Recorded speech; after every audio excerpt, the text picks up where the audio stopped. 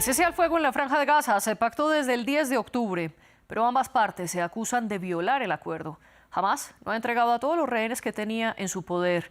Si bien liberó a los 20 secuestrados que seguían con vida, de los 28 rehenes muertos ha devuelto a 15. Por su parte, Israel continúa con los bombardeos en el enclave palestino, pues desde el pacto, los gazatíes sostienen que Israel ha matado a cerca de 100 palestinos y solo en un día el ejército israelí lanzó 153 toneladas de bombas sobre Gaza, como lo confirmó el primer ministro Benjamin Netanyahu. Varios funcionarios estadounidenses de alto nivel han viajado a Israel intentando proteger lo pactado. Pero la pregunta continúa en el aire. ¿Se sostendrá el acuerdo impulsado por Donald Trump? ¿Y qué tan frágil está siendo el cese por ahora? Esa es la discusión que tendremos en el debate de hoy en France 24. Yo soy María Clara Calle y le doy la bienvenida a nuestros dos invitados del día. Ellos son José Joel Peña Yáñez, analista internacional, especialista en estudios europeos y profesor universitario, quien nos acompaña desde Ciudad de México. Y en Buenos Aires está Federico Bauhage, profesor de Relaciones Internacionales, especialista en seguridad internacional y además está haciendo una maestría en defensa nacional. También es el secretario editorial del Instituto de Seguridad Internacional y Asuntos Estratégicos del CARI. Bienvenidos ustedes dos, una bienvenida que como todos los días le extiendo a nuestra audiencia, a quienes nos siguen en redes sociales, donde estamos como @France24-ES, a quienes ven nuestra señal por video y a quienes nos escuchan a través de Apple Podcasts, Spotify, Deezer y TuneIn. José Joel, bienvenido una vez más al debate de France 24. Comienzo con usted. ¿Cuál es su opinión inicial? ¿El cese es frágil o es más robusto de lo que se cree? María Clara, muy buenas tardes, un gusto saludarte a toda la audiencia de France 24. Federico, un gusto saludarte y compartir contigo este espacio. Y pues como cualquier acuerdo negociado diplomáticamente en el que no participan de manera directa las partes involucradas, es muy frágil y es lo que estamos viendo. Si bien es cierto que ha habido el intercambio de rehenes, la liberación de prisioneros, el propio Comité Internacional de la Cruz Roja está facilitando tanto la repatriación de personas como la de restos mortales, un proceso que continúa estas semanas, pues Israel ha recibido varias víctimas fallecidas y aún debe recuperar a otras, mientras que la parte palestina pues también ha recibido decenas de cuerpos. Entonces aquí también hay un problema con la identificación y el traslado de restos que va a tomar bastante tiempo y desde luego se exige en todo momento condiciones de dignidad y seguridad para todas las familias. En el terreno pues Hamás afirma estar cumpliendo su parte del acuerdo al seguir entregando cuerpos, mientras que Israel pues condiciona más aperturas, por ejemplo en Rafah, a verificaciones y garantías adicionales. ¿Esto qué quiere decir? Pues que la operación humanitaria es muy compleja, pero sigue activa a pesar de incidentes y acusaciones cruzadas de incumplimiento del cese al fuego. Lo que sí es cierto es que si en algún momento alguna de estas partes comete, digamos, algún error o que la otra, digamos, determine que está violando lo pactado, pues podría haber, digamos, un rearme, podría haber incluso una intensificación del conflicto, donde obviamente quienes saldrían perdiendo pues sería la población palestina. Y Federico, ¿cuál es su postura? ¿Estamos ante un cese al fuego frágil o quizás es más robusto? No, al contrario, yo creo que el cese al fuego es extremadamente frágil. Yo creo que hay actores de ambos lados que tienen un gran interés en proseguir la guerra. Particularmente del lado israelí, hemos visto esto antes. Israel, sus últimos ceses al fuego, por ejemplo con Hezbollah, o ceses al fuego anteriores con Hamás, los ha tratado de manera prácticamente optativa, retomando los ataques a cada mínima excusa. Por ejemplo, usted mencionaba hace un rato que Israel había seguido bombardeando la Franja de Gaza en respuesta a aparentes acciones de Hamás que han causado la muerte, por lo menos en un caso, de dos soldados de las fuerzas israelíes. Hay que tener en cuenta que cuando se produce un cese al fuego en un conflicto, es habitual que haya violaciones de uno u otro lado, porque ninguno de ambos bandos tienen control perfecto sobre lo que hacen sus fuerzas, pero si hay un interés genuino por mantener en alto el fuego, entonces hay maneras de resolver esas disputas. Yo, por el contrario, a mí me parece que el cese al fuego actual está basado principalmente en la iniciativa del presidente de la administración americana, de Donald Trump, y yo creo que ninguno de ambos bandos quiere alienar al presidente Trump. por eso han acordado la parte más fácil, que es el intercambio de prisioneros y de cadáveres. Pero no soy muy optimista con el futuro, creo que el proceso va a morir en la implementación de los próximos pasos, con ambos bandos intentando acusar al otro. Y antes de poder profundizar en qué podría pasar, quiero preguntarle a José Joel ese punto que dice Federico, que no solo es frágil, sino que podría caerse, y que uno de los puntos quizás más difíciles es la entrega de rehenes. Federico apuntaba a algo esencial, y es quién puede verificar que todo esto esté ocurriendo, y quién verifica en el caso, José Joel, de la entrega de rehenes, porque tanto Hamás como Israel no han cumplido con lo prometido. Israel se comprometió a devolver 360 cuerpos de palestinos que tiene en su poder desde el 7 de octubre y que no se sabe muy bien qué pasó con esas personas, cuándo, si las mataron o si murieron en cautiverio, si fue antes o después del 7 de octubre del 2023. Y por su parte, Hamás tampoco ha entregado los 28 cadáveres que tiene en su poder, de ellos solo 15, y afirma que es una situación sumamente compleja por la destrucción masiva que hay en la Franja de Gaza. Ante este panorama, José Joel, ¿quién es el llamado a verificar y a presionar a los dos bandos a que cumplan? Pues mira, en realidad, como bien señalaba Federico, todo se sustenta en este plan de 20 puntos del presidente Donald Trump, que fue respaldado incluso por líderes europeos y líderes de Medio Oriente en una reunión en Egipto que tuvo lugar hace algunas semanas, y se señalaba que como parte de los acuerdos se tendría que, digamos, crear una administración transitoria tecnocrática bajo supervisión internacional y con exclusión de Hamás de cualquier rol gubernamental.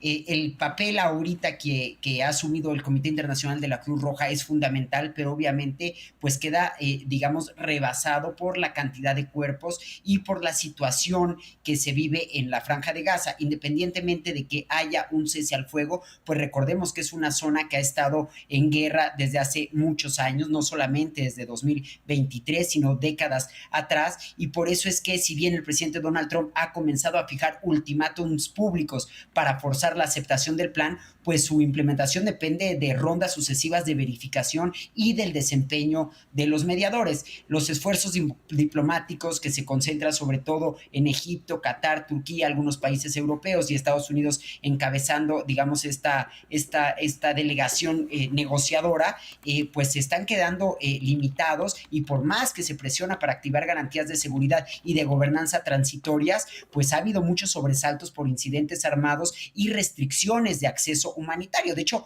el día de hoy la propia Corte Internacional de Justicia emitió digamos, una opinión consultiva que le fue, digamos, presentada por la Asamblea General de Naciones Unidas, donde dice, entre muchas otras cosas, y lo podríamos conversar más adelante, que Israel debe facilitar sin trabas las operaciones humanitarias, respetar los privilegios e inmunidades de Naciones Unidas y del personal, y en general proteger al personal humanitario, como son precisamente quienes pertenecen al Comité Internacional de la Cruz Roja, que están desempeñando, desde mi perspectiva, un papel importante y muchas veces infravalorado.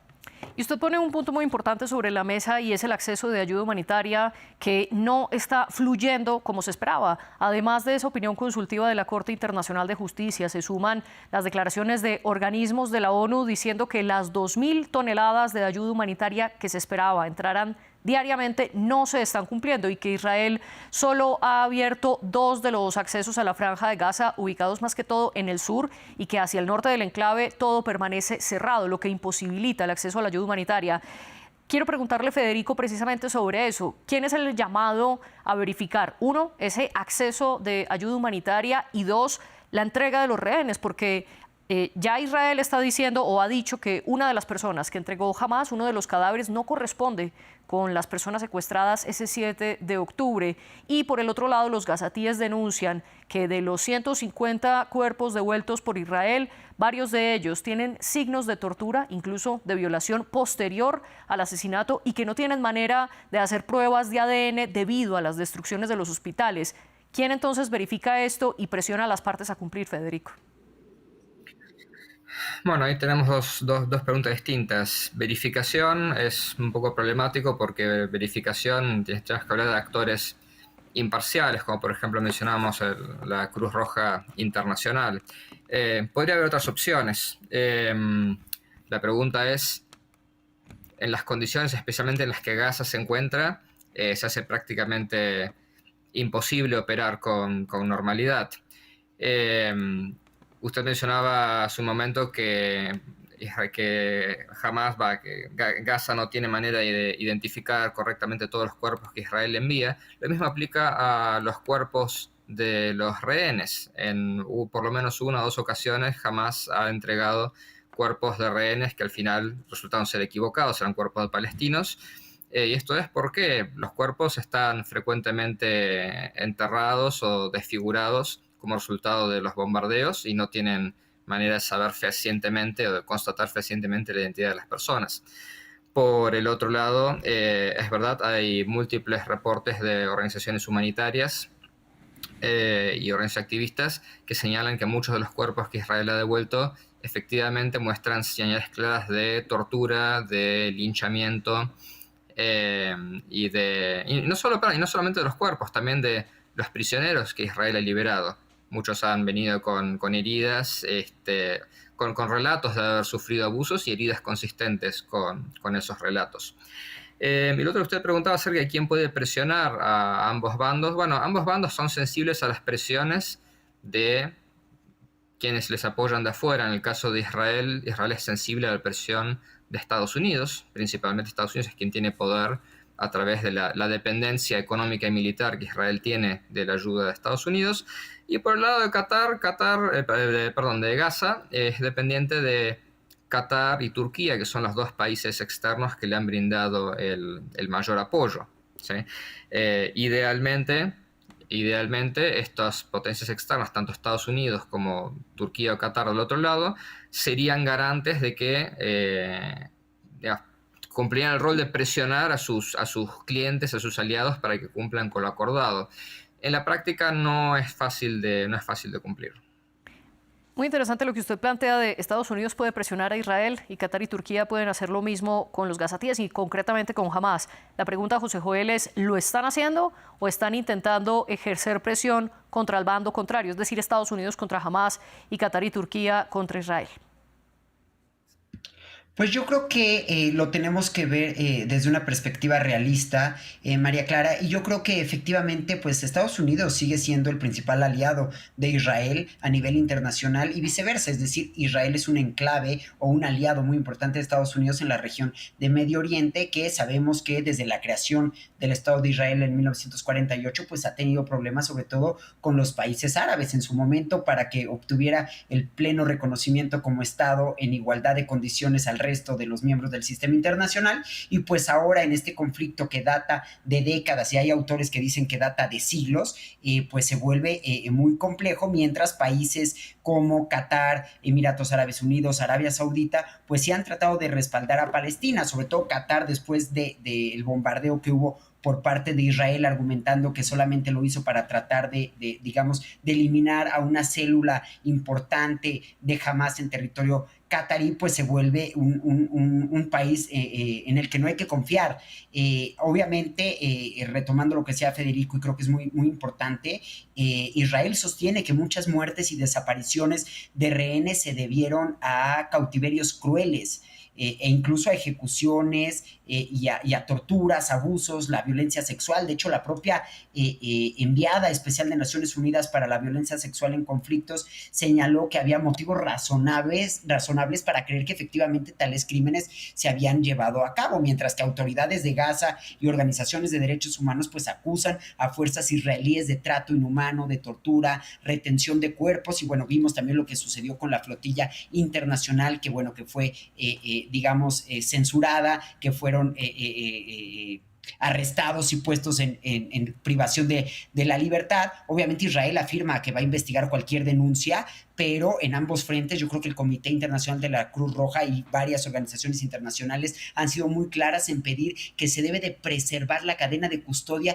y la dignidad en la gestión de los restos, y sobre todo dar atención a la denuncia de torturas y todos los retos asociados. Por eso es que desde mi perspectiva la verificación independiente en tiempo real es fundamental, pero al mismo tiempo sigue siendo el mayor desafío. Usted opta entonces más por una verificación independiente, pero déjeme, Federico, volver sobre ese punto. ¿Están ejerciendo presión los aliados y cómo leer las visitas de alto nivel que Estados Unidos ha hecho a Israel? Pues en tan solo una semana visitaron territorio israelí Steve Witkoff, el enviado especial de la Casa Blanca para todos los asuntos de Medio Oriente, también el yerno del presidente Donald Trump, Jared Kushner, y también el vicepresidente J.D. Vance. Además, se espera la visita del secretario de Estado Marco Rubio. ¿Esto es para presionar a Israel o quizás para contenerlo y evitar que bombardee a Hamás? Bueno, presionar y contener yo diría que en este caso son sinónimos. Yo creo que en Washington hay una conciencia cada vez más clara de que probablemente Israel intentará boicotear el proceso de paz. Lo hemos visto esto antes. Fíjese que hace apenas un poco más de un mes Israel aún estaba intentando asesinar a los negociadores de Hamás con su bombardeo en Qatar, que causó tanta polémica. Si recordamos eso, uno puede, cuando uno está en guerra con un enemigo, uno puede matar y destruir un montón de cosas mientras dure la negociación, pero no se atacan a los negociadores, no se atacan a los líderes políticos si uno tiene la disposición de llegar a un acuerdo con ellos, ¿sí? Sistemáticamente a lo largo de este conflicto, Israel ha buscado precisamente eso, descabezar a los liderazgos políticos y a los equipos negociadores. Recuerden, por ejemplo, el asesinato de Ismail Haniyeh en Teherán, y ahora el intento de asesinar a los negociadores de Hamás en Qatar, que fracasó. Y si recuerdan, esto causó un roce con la Casa Blanca. Aparentemente el presidente Trump quedó muy enojado, porque además los cataríes, recordemos, son aliados también de Estados Unidos, y esto ha llevado tanto a Qatar como a otros países a cuestionar, aunque sea en voz baja, el nivel de protección que su alianza con Estados Unidos les da frente a agresiones. Piensa que Qatar, ostensiblemente neutral, ha sido víctima en el transcurso de este año de bombardeos tanto por parte de Irán durante la etapa final de la guerra, los 6 días, y ahora por parte de Israel. En consecuencia, yo creo que la administración Trump, particularmente el presidente Trump, ha perdido un poco la paciencia con Israel. Recordemos esta imagen muy famosa cuando Trump obliga al primer ministro Netanyahu en la Casa Blanca a llamar a Qatar y pedir disculpas, y el presidente Trump le sostiene el teléfono literalmente. Yo creo que eso marcó un punto de inflexión, y ahora yo creo que la administración Trump está enviando una seguidilla de funcionarios de alto nivel precisamente para sentarse, estar al lado de los israelíes y controlar que cumplan en la medida de lo posible lo acordado. Esta mañana el presidente Vance declaró que no estoy aquí para ser de niñera del primer ministro Netanyahu. Yo creo que la necesidad de tener que emitir precisamente esa declaración apunta en realidad a lo contrario. Usted dice que Israel ha intentado boicotear esos intentos de cese al fuego, pero déjeme preguntarle, Federico, por Hamás. ¿Acaso Hamás no intenta también boicotear por lo menos esta parte del acuerdo? Y se lo pregunto, uno, porque todavía no ha entregado a todos los rehenes que tiene en su poder, y dos, porque ha habido denuncias que después del cese al fuego, desde el 10 de octubre, Hamás ha hecho una clase de persecución dentro de Gaza, sobre todo en contra de dos clanes que son opuestos a Hamás. Ellos son Abu Shabab y el clan Doqmosh, y hay videos, como ya lo veremos para quienes están viendo nuestra señal, de presuntos miembros de Hamás ejecutando a disidentes. ¿Esto no pone acaso también en vilo el acuerdo y lo boicotea, Federico? Sí, a ver, recordemos una cosa: Hamás no es una organización democrática o que necesariamente se conozca por respetar los derechos humanos. Dentro de Gaza, Hamás es de facto la facción principal, y han sido y son de facto el gobierno de Gaza hace muchos años, pero conviven con otras facciones, y estas facciones rivales ocasionalmente chocan con ellos. Si estas facciones rivales ocasionalmente se han aliado con Israel, así que desde el punto de vista de Hamás son colaboradores del enemigo, ¿sí? Y desde el punto de vista de ellos están impartiendo justicia a quienes están colaborando con el enemigo para ayudar en la destrucción de Hamás. Así que esto es verdad, esto es algo que Hamás está haciendo, pero Hamás, después de tantos meses de guerra, se encuentra debilitado, han sido degradados, como decimos en la jerga militar, y esto abre el espacio a que otros grupos traten de expandir su propia influencia. Y obviamente Israel tiene un interés en fomentar esto. Recordemos siempre el divide y vencerás. Por otro lado, si hablamos de... Pero esto es una disputa principalmente interna dentro de Gaza entre facciones. Si hablamos de violaciones al acuerdo de cese al fuego con Israel, por ahora no se detectan grandes, no he visto hasta ahora, por lo menos hay un particular incidente, como creo que mencioné más temprano, la muerte de 2 soldados israelíes en algo que Israel aduce fue un ataque de Hamas. Hamas aduce que no sabe lo que sucedió o que tal vez los soldados pisaron un explosivo que había quedado de antes. Pero es notorio que a pesar de Hamas estar acusando a Israel de violar el cese al fuego, Hamas sigue entregando rehenes, cadáveres, los vivos ya entregaron todos. La demora en entregar los cadáveres de los rehenes faltantes, Hamas aduce, y hay que decir esto es plausible, aduce que es por el nivel de destrucción. Necesitan equipos pesados para excavar en los escombros los lugares donde se presume que estos rehenes estaban. Estos rehenes se presume, de vuelta, con alto grado de plausibilidad, que murieron al ser bombardeados los lugares donde estaban siendo retenidos. En efecto, ese caso que usted menciona ocurre en Rafah, cerca del cruce fronterizo entre Egipto y la Franja de Gaza, donde Israel acusa a Hamas de matar a 2 de sus militares, y Hamas, como usted muy bien lo explica, dice que ellos no están al tanto de ningún ataque contra las tropas israelíes. José Joel, con esto sobre la mesa, ¿quién está poniendo en vilo ese acuerdo? ¿Quién lo está intentando boicotear? Además, déjeme añadir algo. Federico decía que el hecho de que Hamas mate a disidentes dentro de la Franja de Gaza no pone en riesgo el acuerdo.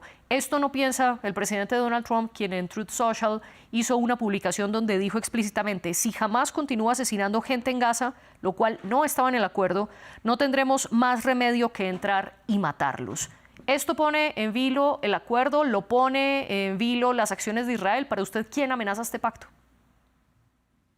Pues yo creo que ambas partes, es decir, a ver, en un conflicto tan complejo no hay un solo villano, ¿no? Es decir, hay diferentes actores con poder e incentivos para descarrilar un alto al fuego que obviamente operan por cálculo político, ideológico o incluso criminal. Hay facciones ultranacionalistas dentro del gobierno de israelí que, por ejemplo, pues igual buscarían descarrilar este plan, obviamente pidiéndole al primer ministro Benjamín Netanyahu que no ceda de ningún modo a las presiones de Donald Trump. Hay facciones armadas palestinas que rechazan los términos, grupos como la Yihad Islámica Palestina, por ejemplo, que han calificado incluso este plan como una receta para hacer estallar la región. Hay milicias, redes locales en Gaza que tampoco están muy de acuerdo con este acuerdo, sobre todo por la disputa relativa al control territorial, a los recursos y a la seguridad, las dinámicas en Cisjordania, por ejemplo, que es muy poco mencionada. Recordemos Palestina, tanto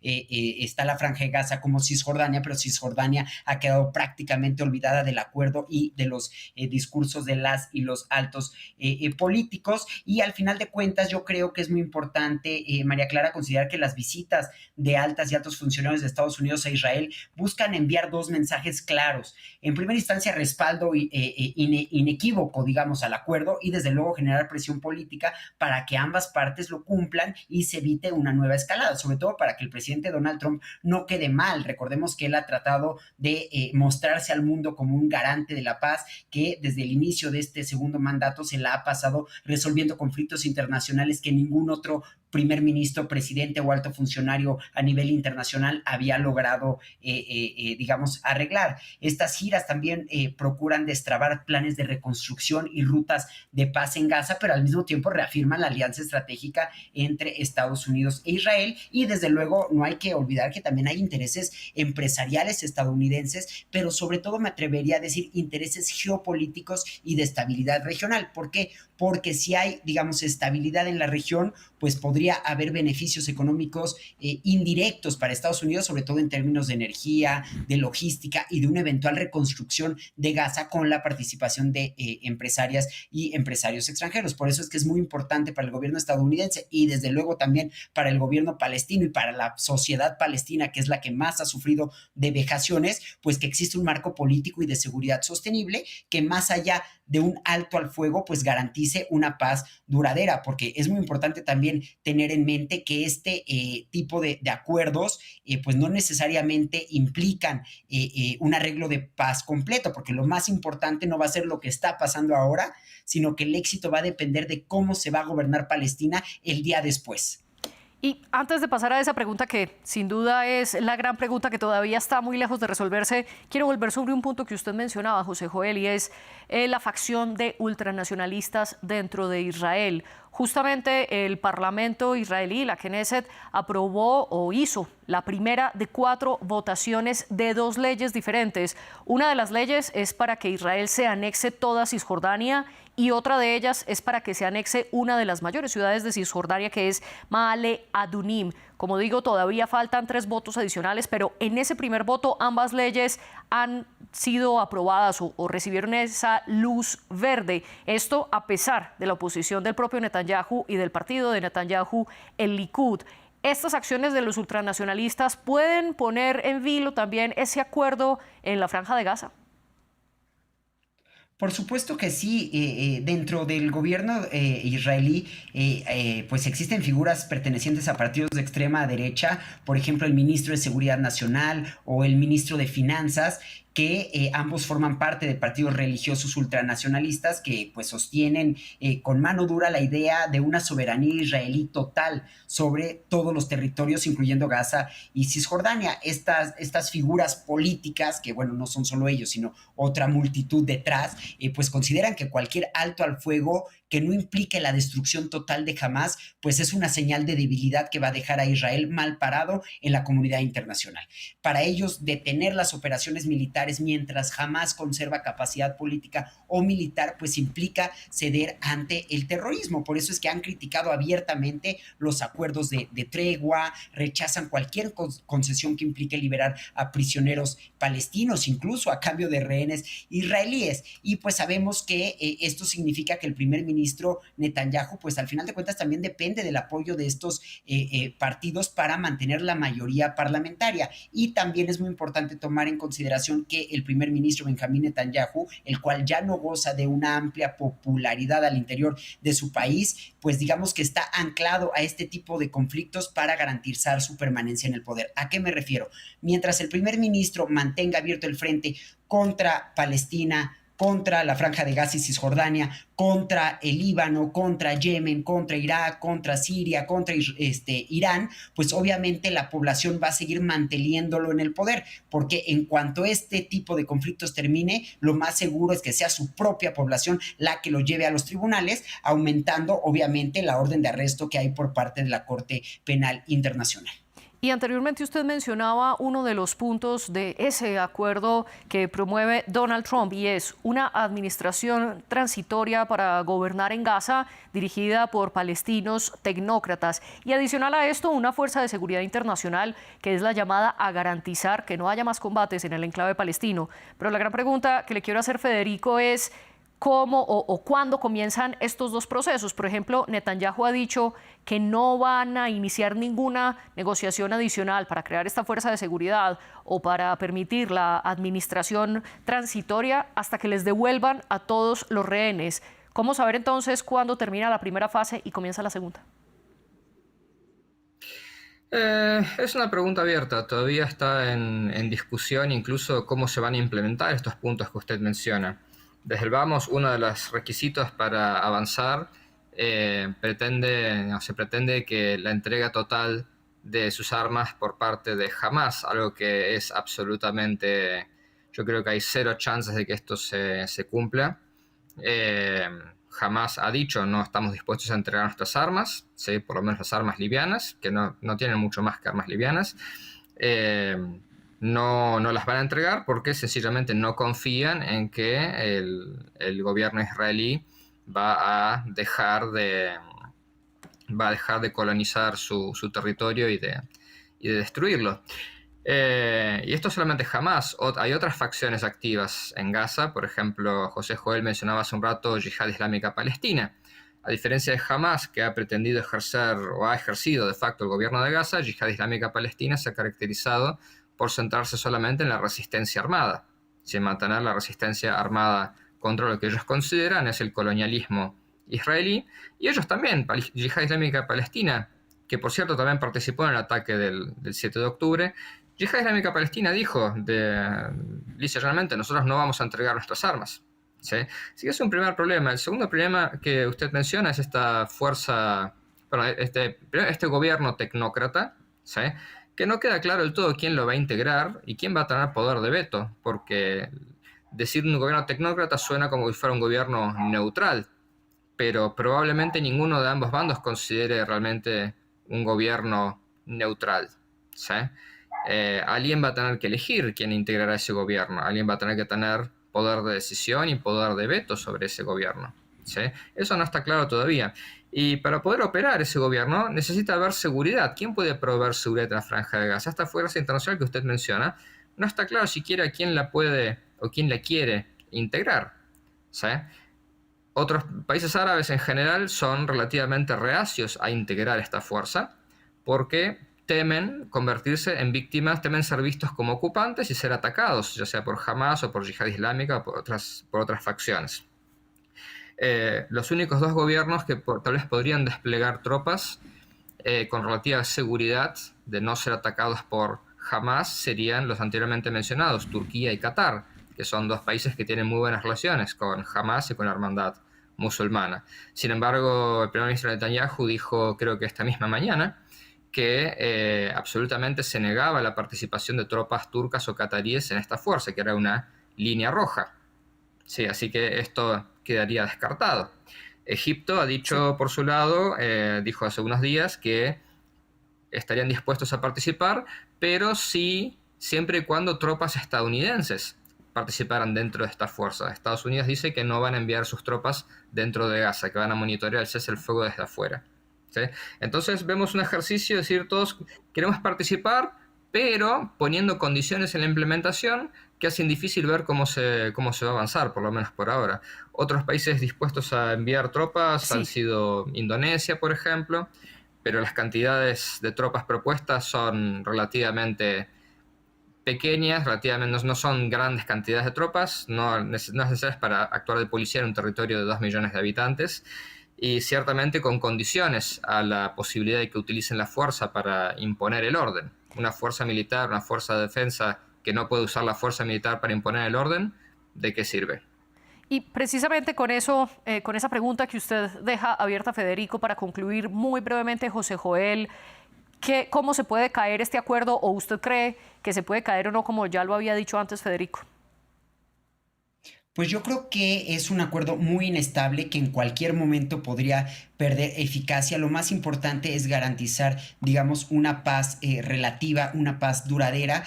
Respecto a quién controlaría Palestina, pues es muy importante ver que, como decía Federico, hay diferentes opciones. Una administración palestina tecnocrática con respaldo árabe e internacional, una fuerza multinacional de seguridad que posteriormente tendría que transitar hacia una administración civil palestina, desde luego, o también existe la posibilidad de una coordinación reforzada de Naciones Unidas para una transición breve. Entonces yo creo que la participación de cada país de los ya mencionados pues va a depender de entrada de que haya un mandato muy claro, idealmente de Naciones Unidas, del propio Consejo de Seguridad, reglas bien definidas, la aceptación social de Gaza, que es fundamental para ganar legitimidad, y pues varios planes prevén que esta fuerza sea temporal y que solamente acompañe una, digamos, una nueva policía, una seguridad palestina, y que se retire por fases, porque recordemos que a nivel internacional e históricamente, cuando Estados Unidos ha intervenido en algún país forzando a la creación de un gobierno a su imagen y semejanza, el resultado ha sido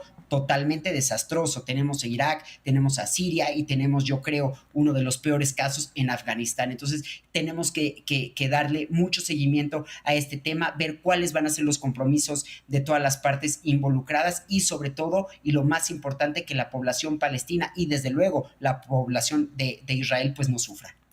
Y en un solo minuto, Federico, usted ya lo había dicho, pero entonces tenemos un cese al fuego que se puede quebrar en cualquier momento. Sí, porque el cese al fuego, como creo que mencioné, es la parte más fácil de acordar. El punto más álgido era la presencia de rehenes, y yo creo que cuando Hamás tomó estos rehenes, o prisioneros como yo llamaría, el 7 de octubre, pensaron que sería una buena carta de negociación para forzar a Israel a hacer concesiones políticas. Recordemos, el ataque tiene lugar para echar un palo en la rueda a los procesos de Abraham, que amenazaban con dejar a la causa palestina aislada internacionalmente. Y creo que a lo largo del conflicto han descubierto que estos rehenes no les proveían el margen de, vamos a decir, del poder de negociación que esperaron, y por lo tanto los rehenes es más valioso hoy liberarlos que mantenerlos.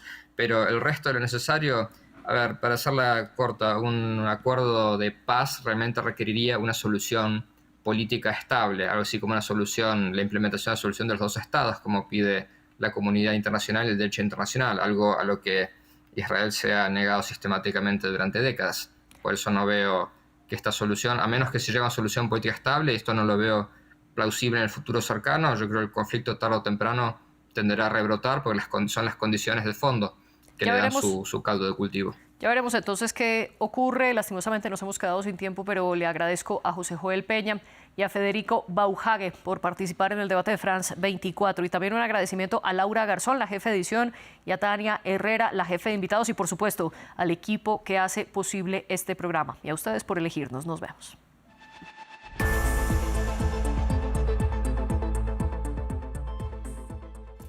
Así es Asia. Reportajes, entrevistas y análisis de los acontecimientos más destacados del continente, su diversidad religiosa y cultural y su dinámica realidad política, económica y social, sus conflictos y sus soluciones. Todo con los análisis y los testimonios de los corresponsales de France 24.